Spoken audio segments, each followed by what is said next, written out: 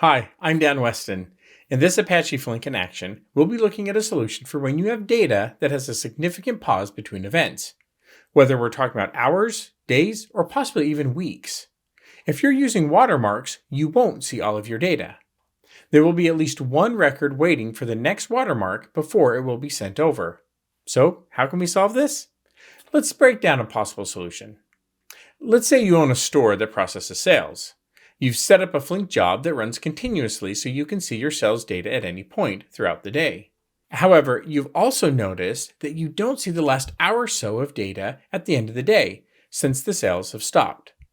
With no events coming in, Flink can't update the watermark and send over the previous hour's worth of data. You might think that setting an idleness window would work, but in this case, since you don't have any data coming in, the stream isn't idle, it's stopped, at least until the next sale comes in. In this instance, I recommend creating a task that automatically adds a batch close record or a purchase for $0 that occurs just after 5 p.m. every day. This will provide a new watermark and effectively close the window for the last hour of that day, giving you the confidence that you've captured all of your sales data.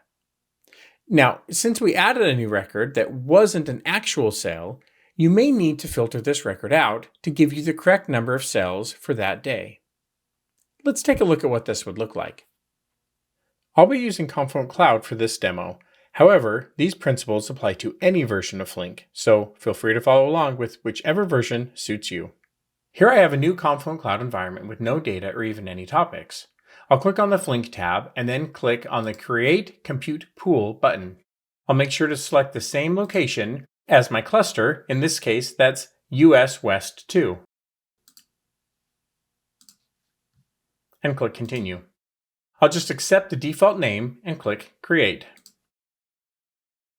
This will take a little bit of time, but through the power of editing, we'll skip to the future. Once that's finished being created, I'll go ahead and open up the SQL workspace. Here's where we can enter in our Flink SQL statements. We'll go ahead and create a new table that holds our sales records.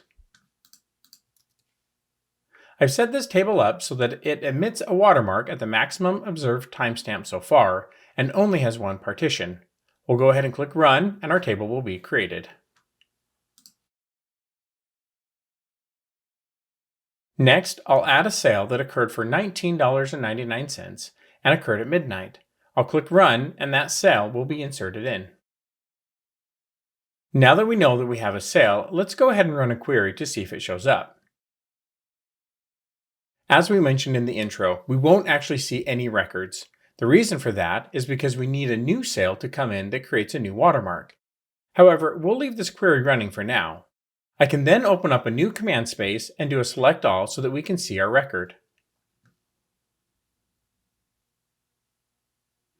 And as you can see, there's our record.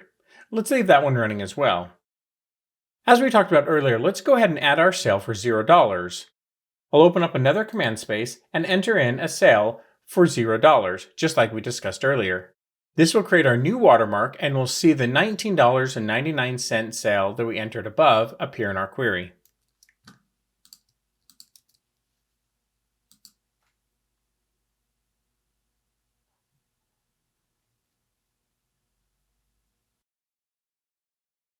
And there it is.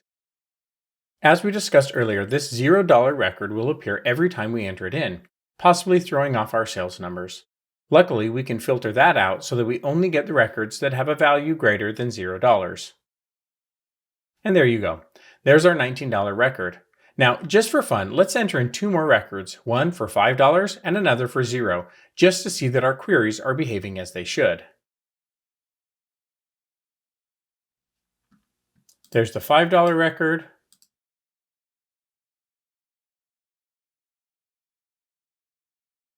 And there's the $0 record.